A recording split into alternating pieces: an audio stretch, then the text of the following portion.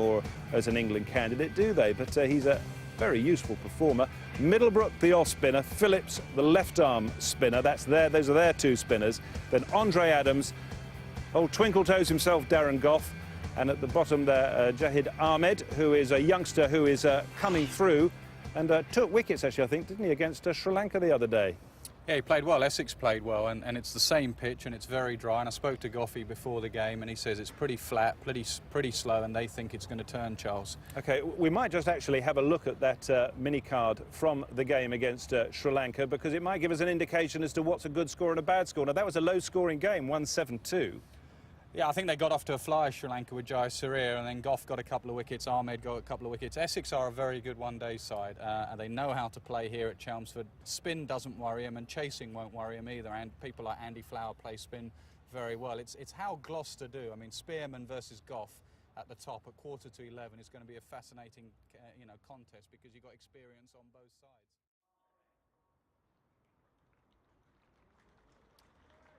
8 overs gone.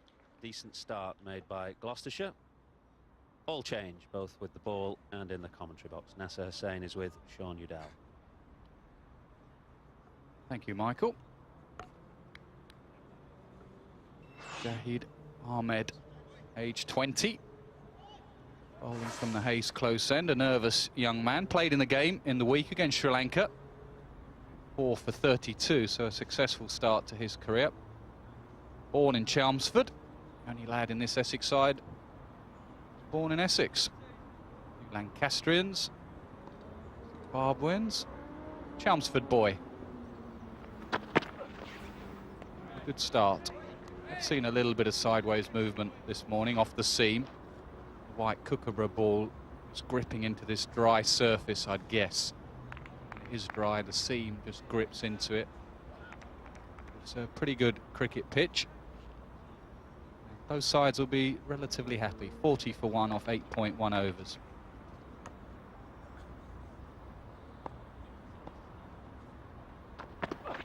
That's close.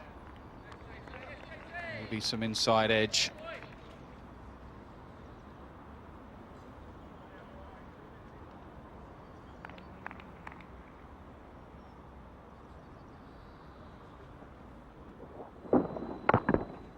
Yeah, big inside edge saved Hamish Marshall.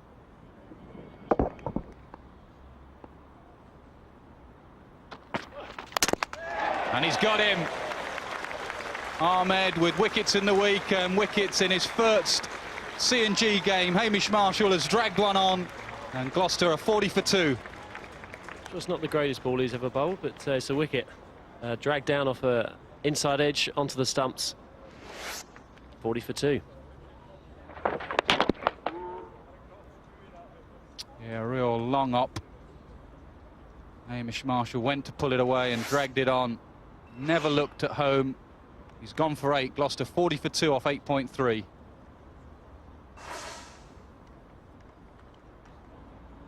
Chris Taylor, the new batsman, Gloucester's captain last season. John Lewis doing that job this year. Low average, that 21 for a good player. Hasn't got 100 in the tournament in over 100 matches, so he'll want to improve on those statistics. And a good start so far from Jahid Ahmed. What do you make of the wicket, Sean? A bit of luck or a cleverly planned dismissal? I'd say more luck than cleverly planned. I think that's the surprised me a little bit, the amount of movement that there's been.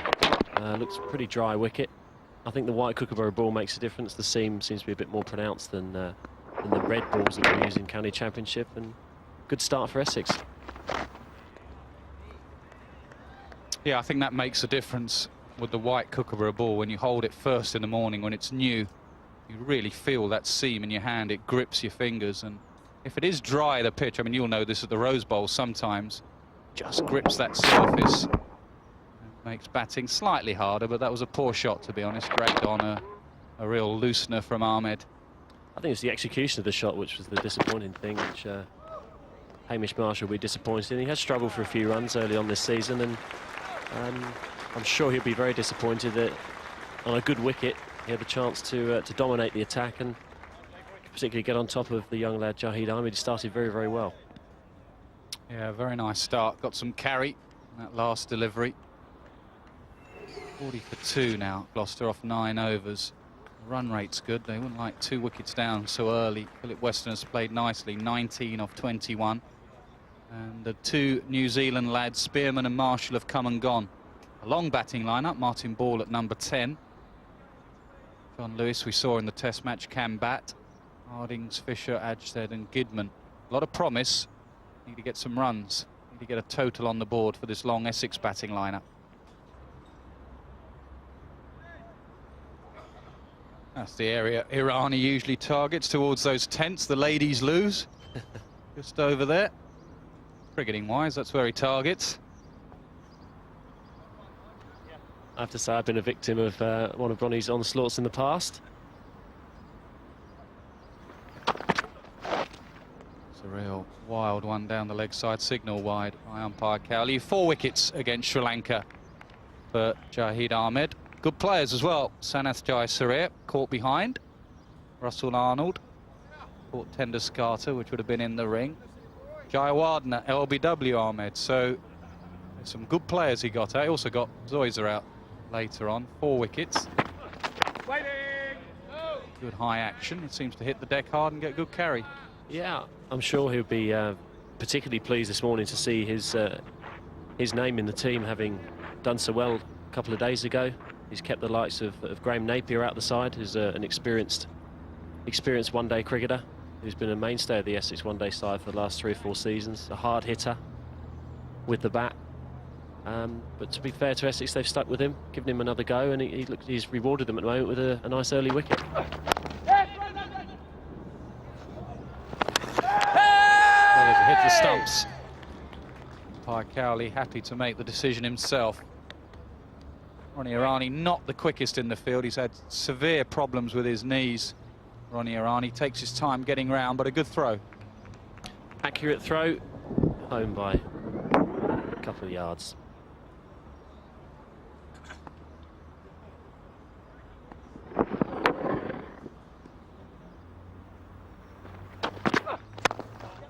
Straight, clipped away, and good work at mid-on by the veteran. Got his dancing skills coming into to light there. Twinkle toes across the outfield. Good diving stop. Bit of a point to prove today to the selectors who have left him out of the side. He can bowl and he can still field.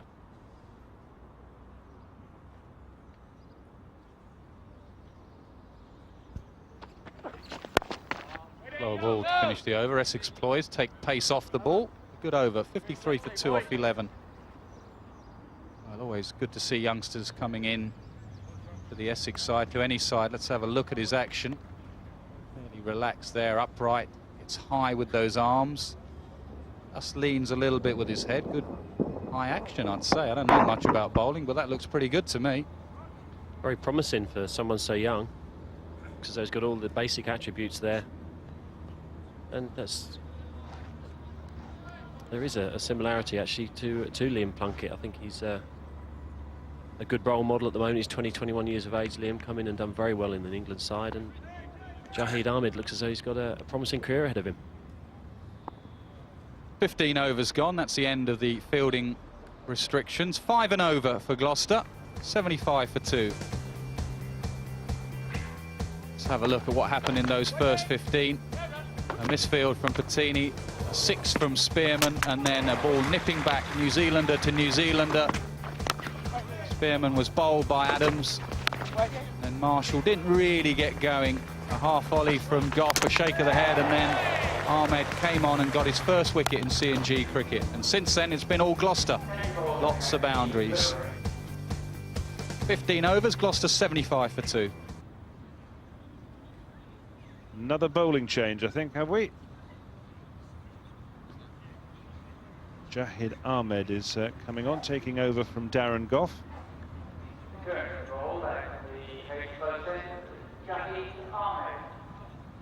Darren Goff has 2 left, which Ronnie Irani will presumably keep up his sleeve for the death, and Darren is just giving the youngster a bit of advice. Those are pretty good figures, 6 overs, 1 for 28.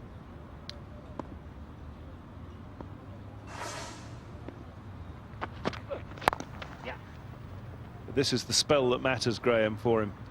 Yeah, it'll be interesting to see whether Jahid Ahmed shows a little bit of nous at the back end of the innings, as Darren Goff did there. I'm sure he would have given a little bit of advice to mix his pace up, take the pace off the ball, make it hard to hit. Don't let the batsman settle against you. I think that's the key thing. When you bowl to a batsman at the end of an innings, don't let him set you up. The ball is continually going into one area. Batsman will get used to it, and he'll eye you up, tee you up. Tara can't field cleanly. They're safely home with the single. Interesting hearing Nasser Hussain talking about that old chestnut, the England wicket-keeping slot. Wondering and speculating whether Foster was inching his way back into the frame. Well, he's had a good day today, Charles, and that's all you can do, especially when you get these games on television. Try to impress, to remind people of what you can do. I mean, I was on tour with him when we were in India and New Zealand, and I was very impressed with him then. Unfortunately, when he picked up an arm injury, which kept him out, Chris Reed had to go, and then obviously Garrett Jones has been the mainstay for 18 months. And at the moment, I think it's right to stay with Garrett Jones. And I think as a member of the Ashes winning team, I think you would want him back out there again in Australia, having experienced it. I don't think you'd be wanting to throw a new man in there and at Brisbane in November.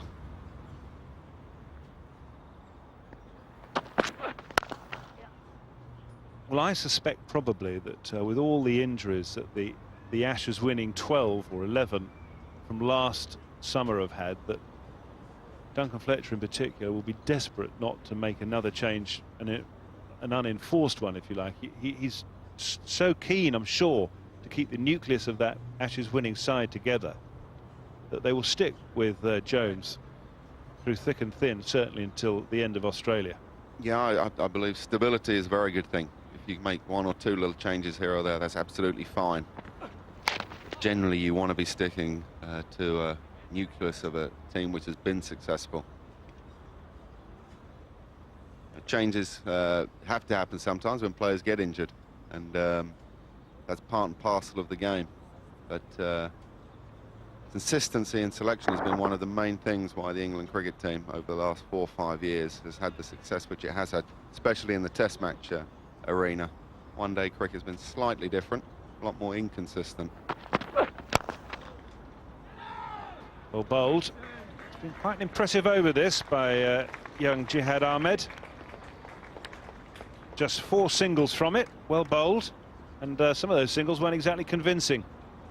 No, this is an area to be targeting at the back end of an innings. You're a quick bowler, medium fast bowler, right up on the batsman's toes. But Gloucester will be happy with their position, 196 for 6, with 7 overs to go. They're getting themselves into a position where they could have a little mini assault at the back end of the innings. Partnership of 30 now, of 29 deliveries. It's certainly put him in a better position than they were in half an hour ago. And Hardings has had a lot to do with that. 35 off 45 deliveries.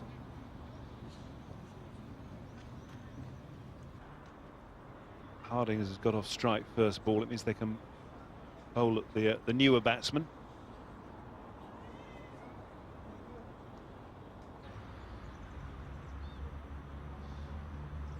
On attack.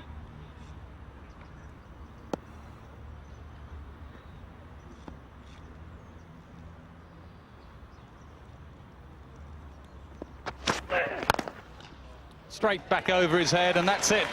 A fitting way to win the game. Andy Flower, the man yet again to finish an innings off for Essex. He's done it on so many occasions, and he leads Essex home with a 5-wicket victory. The Essex dressing room celebrate. 218 for 5, chasing down 217. Flower remains not out on 71 off 92 deliveries. And it's been a great performance from Andy Flower. James Foster as well there, 31, 38 deliveries, but that man in your camera been the man to finish the job off for Essex today. 71 from 92 deliveries. Made it look pretty simple, I have to say. They're a real masterclass in playing spin bowling. Lots of different shots we've seen from him, the sweeps and reverse sweeps, little dabs. But all the children coming onto the pitch, trying to, see their heroes at the end of the day's play. They've seen a wonderful performance from Andy Flower and Essex today. A convincing win, 5 wickets, and with 15 balls to spare, Flower and Foster see Essex home. 250 was about par score today, so Gloucester 30-odd runs short. Patini and Irani at the top of the order got Essex off to a decent start. Patini fell LBW to Kirby for 5. Irani fell for 21. Middlebrook 44. Bopara, the talented Bopara, went for 10. And Descartes for 16. But Flower and Foster saw him home with some control batting.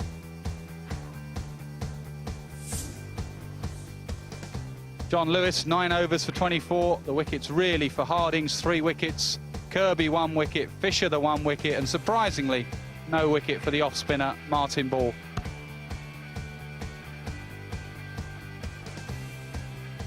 Well, let's go down to pitch side where Michael Atherton is with James Foster.